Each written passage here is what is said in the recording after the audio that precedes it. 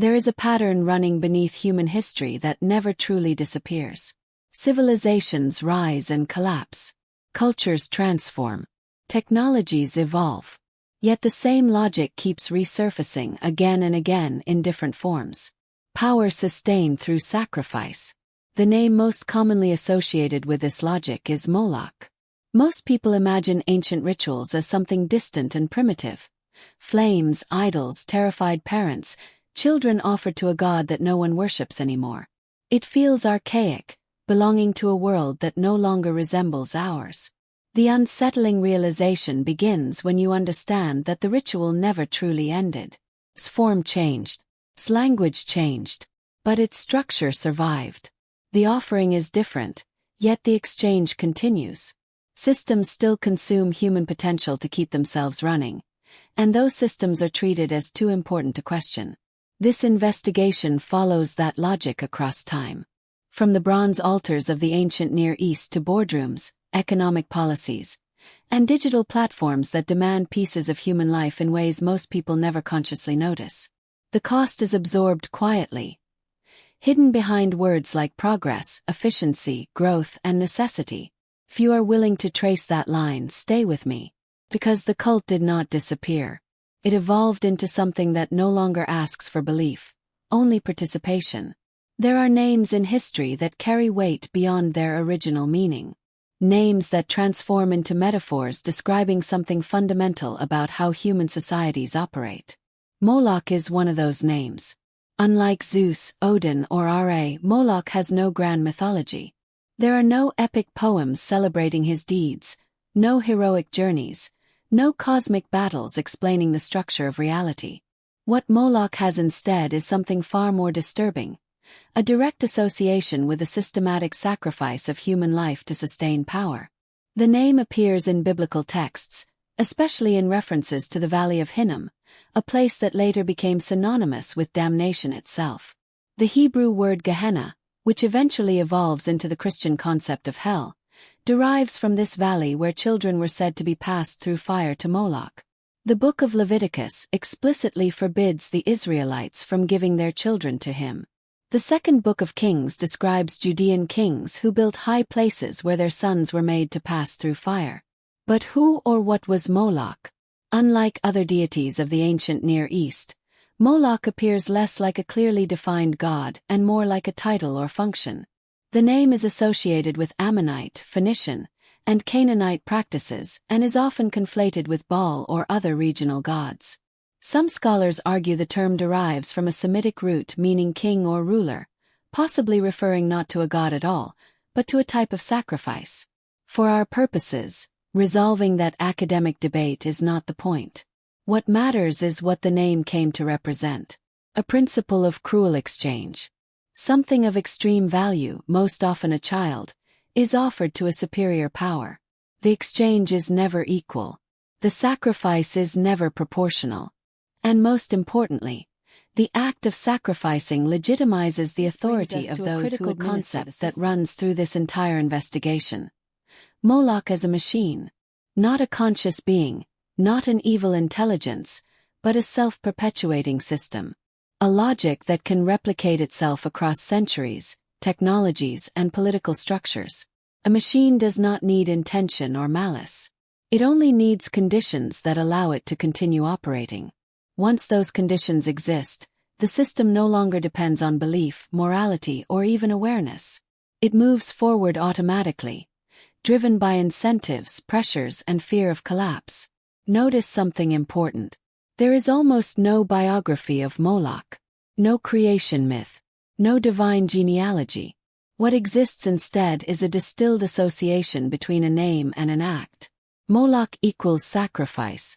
The moment when a society decides that certain lives can be destroyed to maintain power. This absence of narrative suggests we are not dealing with a god in the traditional sense. We are dealing with a pattern, a mechanism, a way of organizing society around the acceptance of systematic sacrifice. Throughout history, the name reappears as metaphor. 19th-century critics of industrial capitalism used Moloch to describe factories that consumed workers' bodies and lives. Poets of the First World War used the name to describe a military machine that fed entire generations into trenches. Allen Ginsberg's poem Howl famously describes Moloch, whose mind is pure machinery, whose blood is running money. The name persists because it captures something essential. Organized, rationalized sacrifice presented as necessity. Moloch does not represent chaos or random violence. It represents structured, bureaucratic, systematized destruction. It represents the moment when a society collectively agrees that some lives must be burned so the system can continue functioning. And once that agreement exists, the machine can operate indefinitely. No single individual is responsible. No single decision feels cruel. Each participant performs a small, reasonable role, while the total outcome becomes catastrophic. Ancient descriptions of the ritual, drawn from Greco-Roman historians, describe a massive bronze statue, often with the head of a bull and outstretched arms.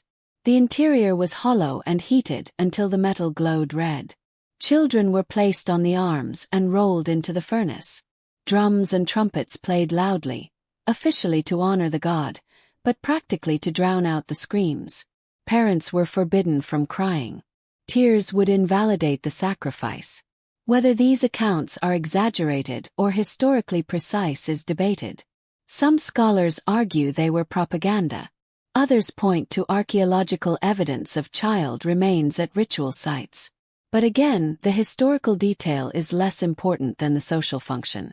Because what this ritual accomplished is unmistakable. It established absolute authority. If the system can demand your child and you comply, there is nothing it cannot ask of you. Created psychological commitment. Once you have sacrificed something unbearable, you must believe it was necessary. To question the system would mean confronting an intolerable truth. So you defend it. You justify it. You pressure others to participate because their participation validates your own. It also expanded the threshold for acceptable violence. If burning children alive is acceptable under the right framing, what isn't? The fire served a specific function. It erased the body. There was no grave, no physical reminder.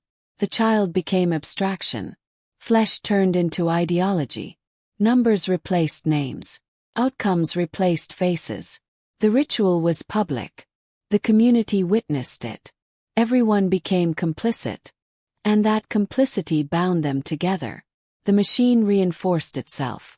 Those who had already sacrificed had every reason to ensure others did the same. This is how resistance is neutralized. Not through force alone, but through shared guilt and shared justification. At its core, this was an economy.